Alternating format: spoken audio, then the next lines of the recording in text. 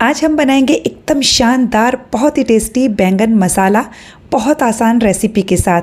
आप भी इस तरह से बैंगन मसाला बनाकर देखिएगा, बहुत टेस्टी बनती है। नमस्ते दोस्तों, स्वागत है आपका श्याम रसोई में। तो चलिए शुरू करते हैं बनाना। बैंगन मसाला बनाने के लिए मैंने यहाँ 300 ग्राम छोटे वाले बैंगन को अच्छे से धो लिया है। और अब हम इस पर देखिए, ये बहुत सारे कांटे लगे हुए हैं, इन्हें इस तरह से हटा देंगे और नीचे का पार्ट थोड़ा थोड़ा हटा देंगे।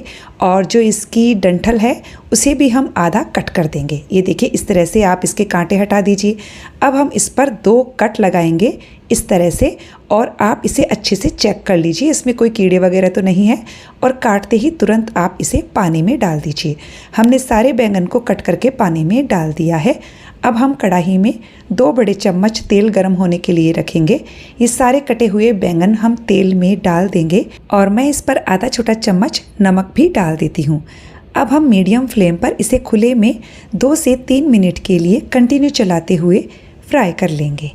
ये देखिए, मैंने 2-3 मिनट अच्छे से भुना और अब हम इसे ढककर 2-3 मिनट के लिए और पकने देंगे। तो बैंगन को मैंने ढककर 2 मिनट के लिए और पका लिया है। बैंगन करीबन 30-40% तक सॉफ्ट हो गया है।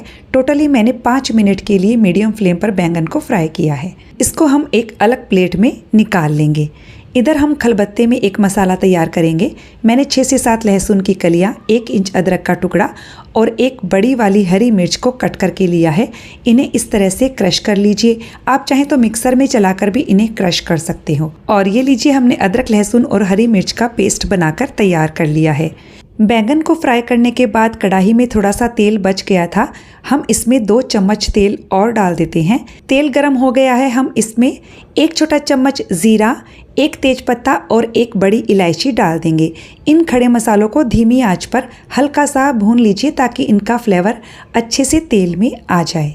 और अब हम इसमें अदरक, लहसुन और हरी मिर्च का पेस्ट जो हमने अभी बनाया था वो डाल देंगे और इस पेस्ट को हम 1 मिनट के लिए धीमी आंच पर भुनेंगे।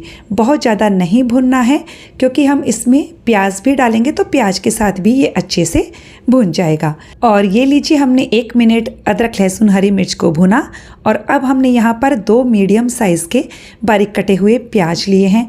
प्याज को हम 4 से 5 मिनट के लिए मीडियम फ्लेम पर अच्छे से भुनेंगे, या जब तक ये पूरी तरह से सॉफ्ट नहीं हो जाते हैं।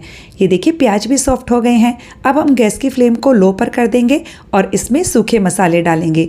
हमने यहाँ पर आधा चम्मच हल्दी पाउडर, 1.5 छोटा चम्मच कश्मीरी लाल मिर्च का पाउडर लिया है अच्छे कलर के लिए, और 1 छोटा चम्मच धनिया पाउडर, आधा छोटा चम्मच जीरा पाउडर लिया है। अब हम इन मसालों पर 3 से 4 बड़े चम्मच पानी डाल देते हैं और अब हम मीडियम फ्लेम करके मसालों को अच्छे से भूनेंगे जब तक कि मसालों के किनारों से तेल अलग नहीं हो जाता है। ये देखिए, हमने मसालों को अच्छे से भून लिया है और जब मसाले भून जाएंगे तब हम इसमें टमाटर डालेंगे। मैंने 2 मीडियम साइज़ के टमाटर को कद्दूकस करके लिया है। आप चाहें तो बारीक काट कर ले सकते हो या मिक्सर में पीस कर ले सकते हो। और स्वाद के अनुसार नमक भी डाल देंगे और अब हम इसे अच्छे से मिक्स कर देंगे। अब हम लो फ्लेम करके इसे ढक कर कम से कम 8 से 10 मिनट के लिए पकाएंगे और आपको बीच बीच में इसे चलाते रहना है ताकि मसाला तले में लगकर जले नहीं। फिर से हम इसे ढक देते हैं। टमाटर को पकाते हुए 8-10 मिनट हो गए हैं। टमाटर का पानी पूरी तरह से सूख गया है और मसालों के किनारों से फिर से तेल अलग होने लगा है। तो इस वक्त हम इसमें डालेंगे 1 बड़ा चम्मच भुनी हुई मूंगफली का पाउडर।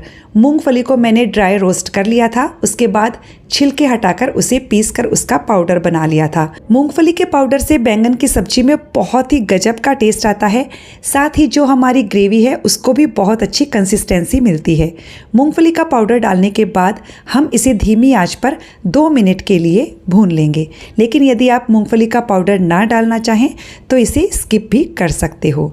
तो ये देखिए, मैंने 2 मिनट के लिए अच्छे से भून लिया है। अब हम इसमें करीबन 1.5 कप पानी डाल देंगे। तो मैंने यहाँ पर गर्म पानी करके लिया है। पानी को हम अच्छे से मिक्स कर लेते हैं।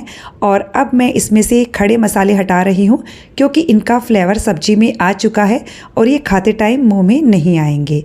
अब हम इसमें 1 छोटा चम्मच गरम मसाला डालेंगे। इसे अच्छे से मिक्स कर दीजिए। साथ ही हम इस सब्जी को बहुत ही टेस्टी और टेंगी बनाने के लिए इसमें आधा छोटा चम्मच आमचूर का पाउडर डालेंगे। इससे सब्जी बहुत ही चटपटी बनकर तैयार होगी। इसे भी बस अच्छे से मिक्स कर लीजिए। पानी में उबाल आ गया है तो बस अब हम इसमें ये फ्राई किए हुए सारे बैंगन डाल देते हैं और बस बैंगन को अच्छे से ग्रेवी में डिप कर दीजिए। और अब हम इसे धीमी आंच पर ढककर कम से कम 15 से 16 मिनट के लिए पकाएंगे। तो 16-17 मिनट के करीब हो गया है। बीच में मैंने इसे 3 से 4 बार चला दिया था, मसाले को मतलब ऊपर नीचे कर दिया था।